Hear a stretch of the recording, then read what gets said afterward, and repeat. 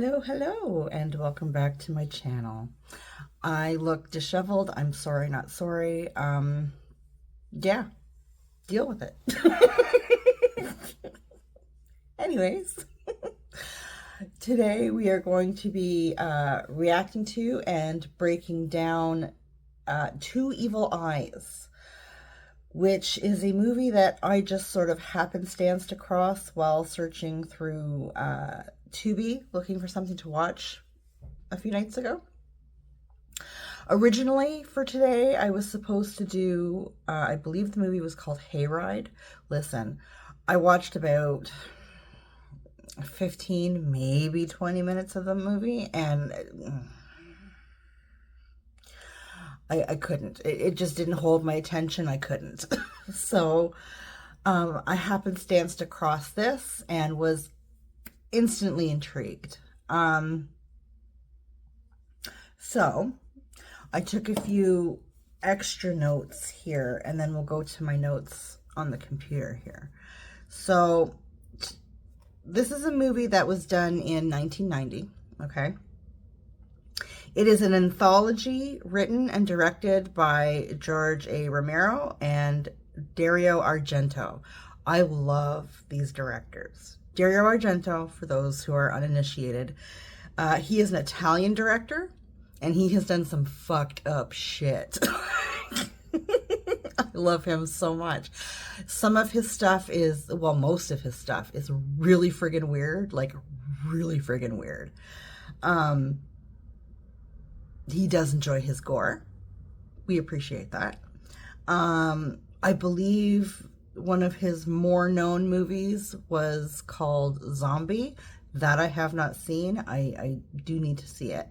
But he also did one of my favorites, was Phenomenon. Excuse me. The little girl that was in Labyrinth, Jennifer. So bad with names. Her name was Jennifer. I can't remember her last name. And Donald Pleasence. Good movie. I highly recommend that one. But anyways, the movie is split into two separate series, okay? And just so we know, I did not know this going into this movie. I had never heard of this before. I was very confused for a moment. I didn't realize it was two separate things. But both stories are based on stories or poems by Edgar Allan Poe, whom I also love, and they make note of that in the very opening of the movie. So that drew me right in as well. I love Edgar Allan Poe. I have a book of like the majority of his works. I gotta read it again. The first story, I guess, that we're shown is called The Facts in the Case of Vladimir. And that is, like I said, directed by Romero. It stars Adrienne Barbeau, who I have not seen. I mean, I'm not too knowledgeable on her, but I know she was really famous, like, back when. And I remember her from, it was a Kurt Russell, Carpenter movie. He played Snake Plissken. Escape from New York? Yes, Escape from New York. She was in that. The second story that we see is called The Black Cat, and that one is directed by Argento.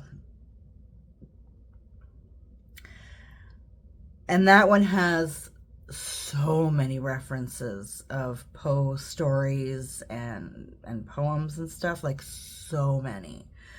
So many. I will point those out at the end. That one stars Harvey Keitel. I was shocked. I haven't seen Harvey Keitel in anything really that jumps out to me since like Pulp Fiction. Like, just saying. He's so young. He's so young in this. Both tales were filmed and take place in Pittsburgh. And both directors had previously worked together on Dawn of the Dead in 1978. I did not know that Argento had anything to do with that movie. I haven't seen the original Dawn of the Dead, or at least not all of it. I think I've seen it in like bits and pieces, but I've never actually sat down and watched it. So I'm going to have to do that. I am absolutely intrigued. And then, like I said, I have some other notes for reference wise of the post stuff that I will read at the end, because it won't make any sense now. Okay. And then also I did some digging around actually just a few minutes ago. And I have a few things that I want to talk about after. Okay. So let's jump into this real quick. So our first story, the facts of the case of Mr. Vladimir. Our story begins with 40-year-old Jessica Vladimir visiting a man that we learn is called Stephen Pike. He is her elderly husband's lawyer. The husband's name is Ernest, I think. With her, she has paperwork for Pike's approval. Pike sees that the 65-year-old Vladimir, who is dying from a terminal illness, which is not disclosed to us what this illness is liquidating a number of his assets for cash, and suspects Jessica of having like an influence on these decisions. This doesn't seem like Ernest to Stephen. Right? They've been like business partners and friends and whatever for like ever. Pike talks to Ernest on the phone, and he confirms everything that Jessica has said to him, right? Everything's going to her. Pike reluctantly agrees to let Jessica have access to the money, but warns her that if anything happens to Vladimir within the next 3 weeks before the transfer of the estate over to Jessica is finalized, she will be investigated by the authorities for fraud. Jessica returns home to Vladimir's mansion, where she meets with Dr. Robert Hoffman. Hoffman and Jessica have been conspiring to cheat Ernest out of his estate using hypnosis and having him do what they want from his deathbed. It's actually kind of terrifying. Robert wants to elope with Jessica after they acquire Vladimir's assets. They've been sort of having a thing for some time. It's not a new thing. It's been going on for some time. And I believe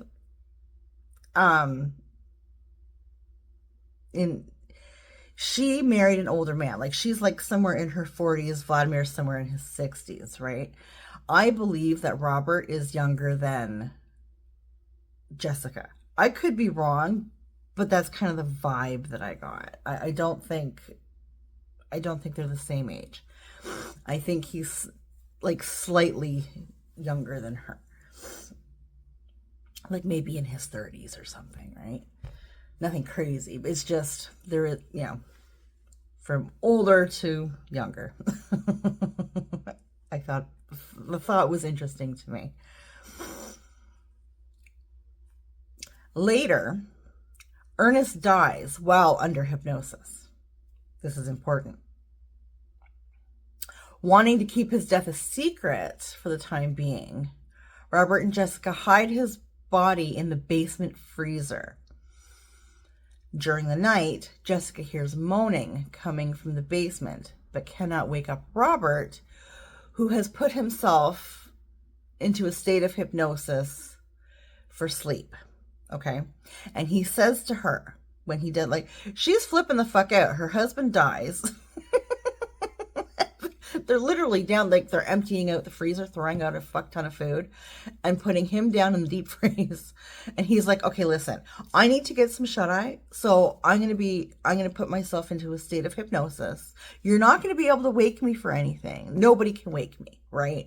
I will wake when the sun comes up, or whatever the trigger is, right? Like, but nobody can wake him. Nobody can physically wake him up, okay? And she's like, but I need you right now. Like, she's flipping the fuck out. She's so mad. Listen. Oh my goodness. The next morning, Jessica and Robert hear the moaning from the basement. They open the freezer, and Vladimir's voice claims that his soul is alive and trapped in a dark void between the living and the dead.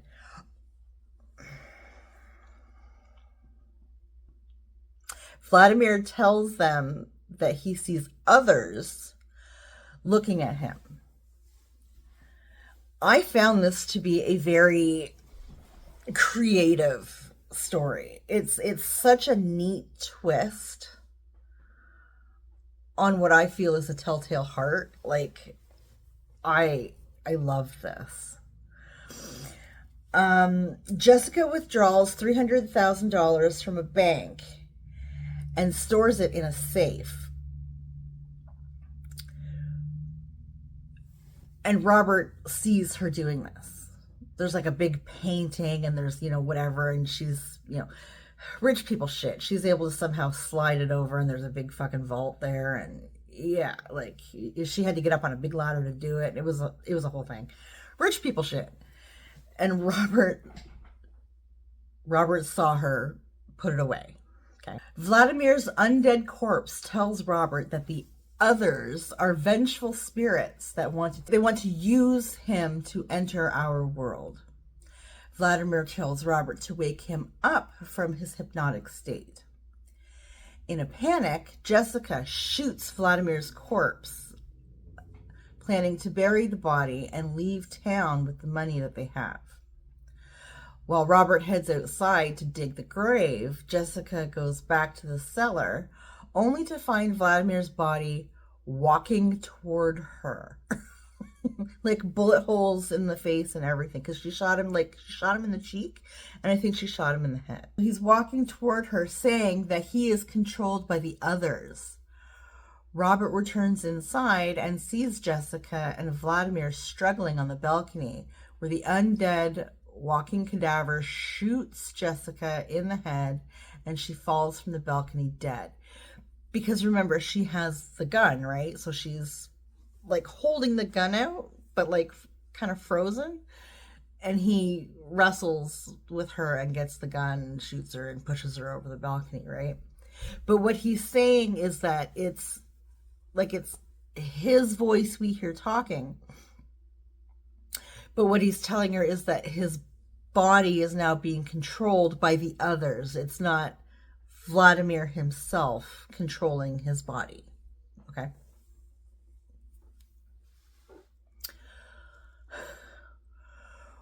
Robert attempts to wake Vladimir from his hypnosis, but Vladimir tells Robert that it's too late. Without his body, without his body as a conduit, the others cannot return to their realm. They're with you now, he tells Robert, who finally falls dead. Vladimir's body. Robert then steals all the cash that Jessica had stolen or had stored in the safe and flees the house. Robert goes to his apartment, where he puts himself into hypnotic sleep. Not the wisest choice. The others then enter his apartment, and we see it as like shadows. It's actually kind of neat how they did it. The others enter his apartment and kill him by ramming his digital metronome into his chest. The ghosts then form themselves into a mist and enter Robert's body. Several days later, the police, led by Detective Gorgon, sure, arrived to answer complaints about a strange smell coming from the apartment. The detective finds the apartment ransacked because when the ghosts come in, it's like air, right? And just money and paper everywhere. The decomposed body of Robert, under the control of the others, appears and attacks the detective while telling him that there is nobody to wake him and that he is trapped forever. Yeah.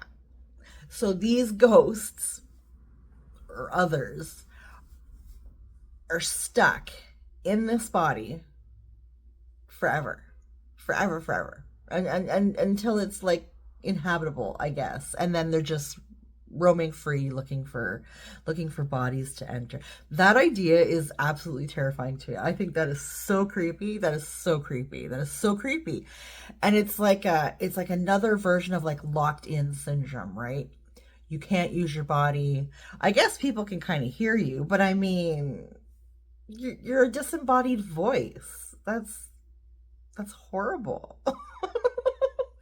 I thought this was such a creative story. I really enjoyed it. But like I said, when I started this, I did not know that it was an anthology. So as this movie's going on, I'm thinking like this is almost done. How can this be 2 hours? It's like a 2-hour movie. I'm like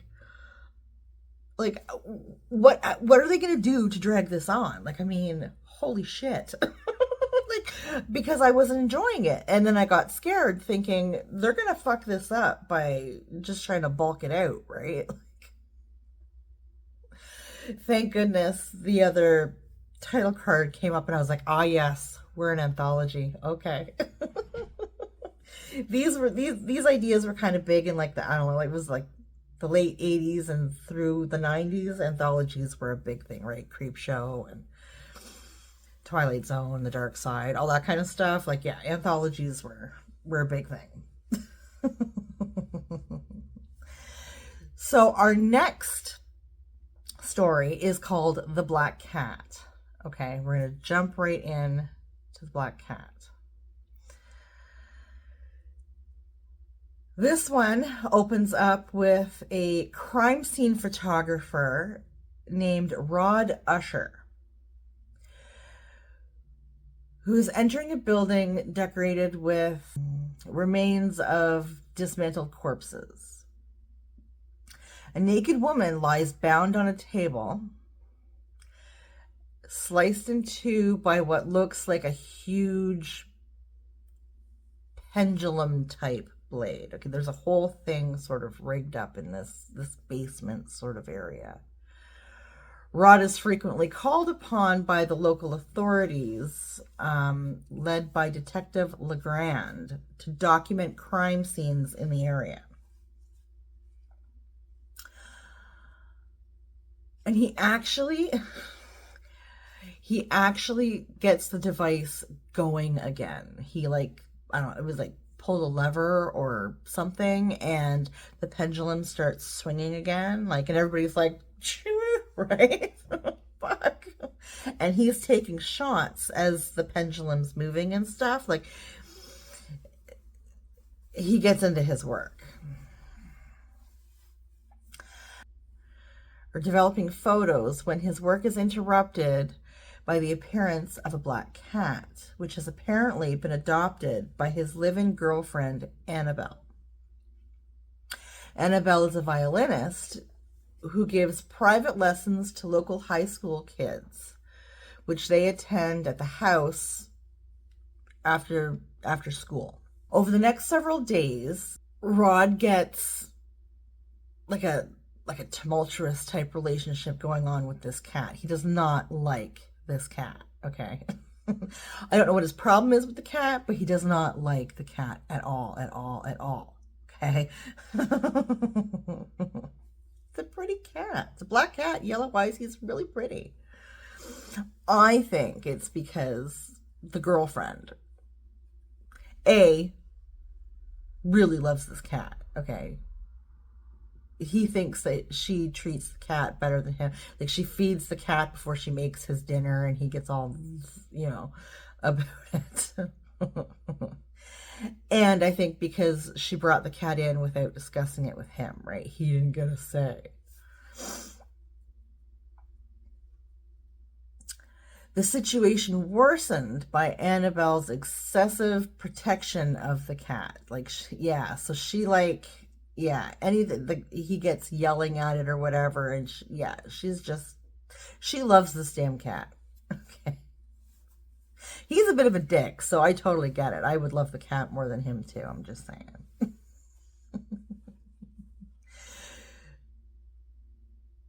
Driven to distraction by the cat's apparent hatred of him. It's so funny how, does the cat hate him, or does the cat hate the vibe he gets from him? Do you know what I'm saying? Like, I don't think animals hate people. I think they hate our vibe sometimes. You know what I mean? I think they process things differently. Anyway, I thought that was interesting. Rod eventually strangles it during a photo shoot that he set up, with the cat being the subject. It is hard to watch. It is hard to watch. Rod then uses the photos of him strangling the cat in his newest photography book, Metropolitan Horrors. As Annabelle begins to realize what has happened to her pet, the couple argues violently, and Rob has a nightmare set in medieval Europe in which he is impaled for murdering the cat. It took me a minute to get on the thought train of that. That was kind of filmed or maybe I blinked or glitched and missed something, but to me it just seemed like a weird transition, and I was like, again, it's Ario Degenta, okay? Like, his shit is fucked up. It took me a minute to catch up. But the shot of the impaling, I won't be able to show you, but it was just done so friggin' well. So friggin' well. It actually made me jump. Sometime later, Annabelle spots his book in a shop window with the strangled cat on the front cover. Overcome by horror, she makes plans to leave Rod. Meanwhile, Rod is drinking heavily at a local bar. He becomes unnerved when the barmaid, Eleonora, gives him a stray black cat identical to Annabelle's cat. Rod notices that the feline has an identical white mark on its chest, like a gibbet? I'm sorry, sometimes I can't pronounce shit. I'm sorry.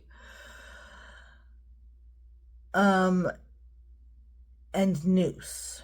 I don't know what a gibbet is, or if I'm saying it right. I'm sorry. Rod brings the cat home and sets about to killing it again, but Annabelle rescues it. Their argument becomes physical and accumulates in Rob killing her with a meat cleaver. When his suspicious next-door neighbor and landlord, Mr. Pym, P-Y-M, Pym, we're going to go with Pym, arrives at his door, Rod assures him that nothing is wrong.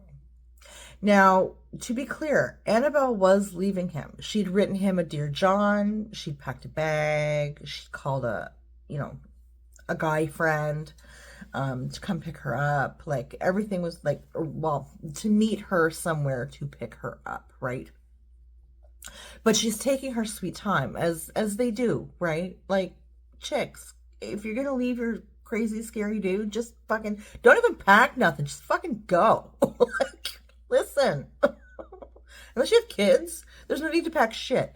Just make sure you've got your purse with your ID and everything, and get the fuck out of Dodge. That's it. That's all you need to do. That's all you need to do. she would have been fine. However, just saying. Rod conceals Annabelle's remains behind a wall in the house and invents a story to explain Annabelle's disappearance to her music student, who does show up for his lesson, and Betty and Kristen when they show up the next day for their violin lessons. So yeah, he's just telling everybody, listen, we're gonna go away for a while. We're gonna go work on our relationship. You know, we'll be a few weeks, whatever, right? We're just going to go on a couples retreat, work our shit out.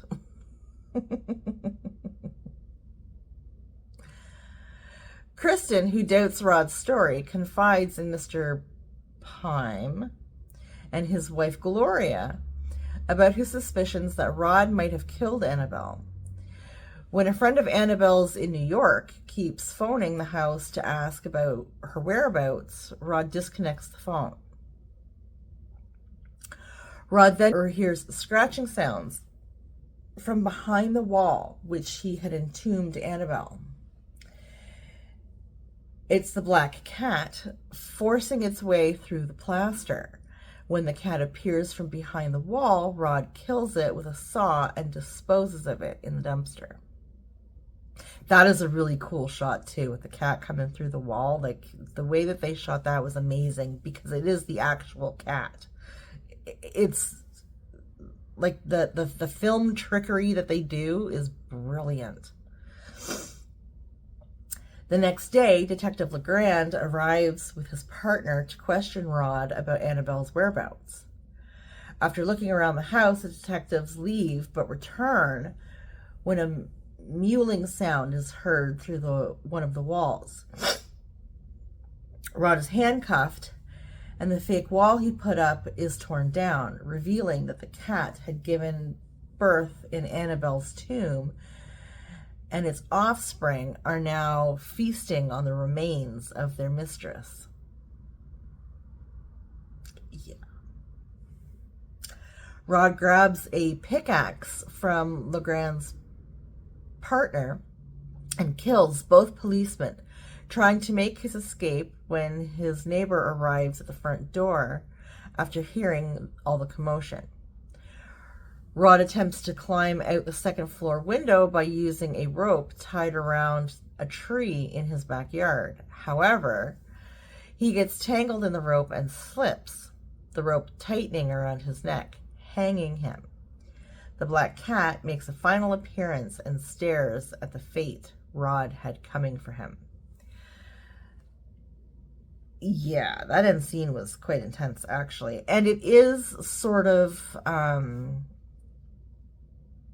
foreshadowed or implied a couple of times through the story that this is how things are going to end for him. Whether it's, you know, the nightmare he had about the impalement or whatever. I mean, it is foreshadowed that he is going to go, and it's not going to be a happy, easy way. Do you know what I mean? Yeah. These were really, really well done stories, and Harvey Keitel was amazing in this last one. He really was. He was so good. I forget what a good actor Harvey Keitel is, or was. I don't know if he's still acting. I mean, I haven't seen a lot of his work. I mean, I think my favorite film with him was Reservoir Dogs. He was brilliant in that. Everybody in that movie was brilliant, but Harvey Keitel was very, very good in that movie. And of course, Pulp Fiction. But yeah, these were very, very well done stories. I thoroughly enjoyed it. Once I clued in that it was an anthology, it was fine. I was confused for a moment in the beginning, I'm not gonna lie. But it was fine. It was a couple of very well done stories.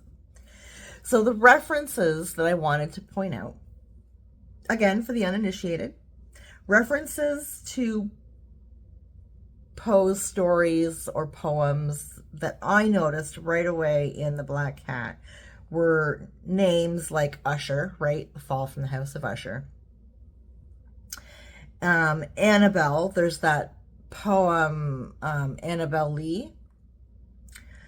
And the name Eleonora, which I think is a variation of Lenore, which is a very sad, sad poem. Also, our Lord and Savior, Tom Savini, makes an appearance in this, and I thought it was him. Listen, I would recognize my guy anywhere. Young, old, doesn't matter. I would recognize my guy. I absolutely love his work. I love his work.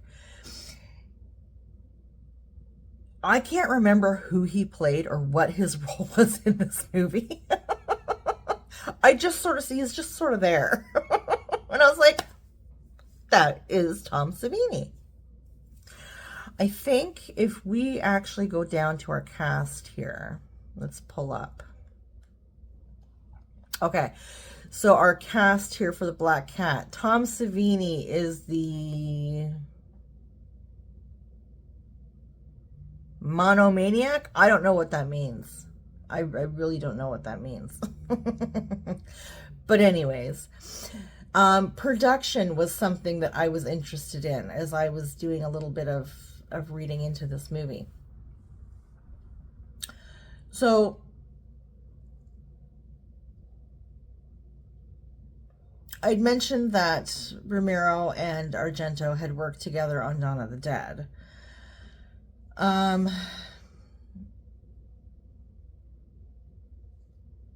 Where'd it go? There was a thing here. Okay. Two Evil Eyes was originally intended to be an anthology film consisting of 4 segments based on Poe's stories, each by a different director. John Carpenter, Clive Barker, and Stephen King were considered to direct 2 of the segments. But Carpenter had scheduling issues, and King was uninterested in directing after his experience with Maximum Overdrive. I think Maximum Overdrive is the only time Stephen King has actually directed something.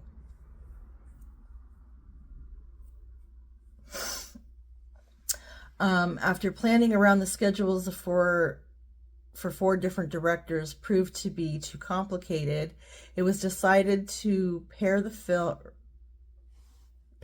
down to a 3-part anthology, and Argento attempting to convince Wes Craven to sign on to direct the 3rd segment. But once again, scheduling and negotiating conflicts saw this approach abandoned, and Argento decided his name in combination with Romero's would be enough for a viable film package. Yes, sir. 100%, sir. And those who don't agree are wrong, sir.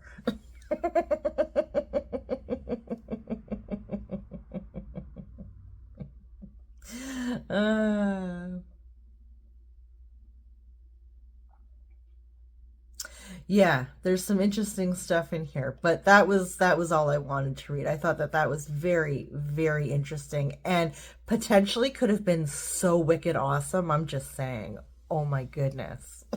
I'm so sad that didn't happen. Anyways, I really enjoyed this movie. I thought that they were very well put together, and I mean, the acting was great. Some of the cuts were kind of weird. Some of the transitions were kind of weird. More in The Black Cat. But I thought that this was great, and I thoroughly enjoyed it, and I'm so glad that I happenstanced across it. I hope you enjoyed this breakdown, and I very much encourage you to go check out this movie. It is for sure on Tubi. That is where I watched it. I will put in the description anywhere else that I can find that you can stream this from. Highly, highly, highly recommend it. It is so good. It is so good. But until next time, take care of yourselves, and we'll see you in the next one.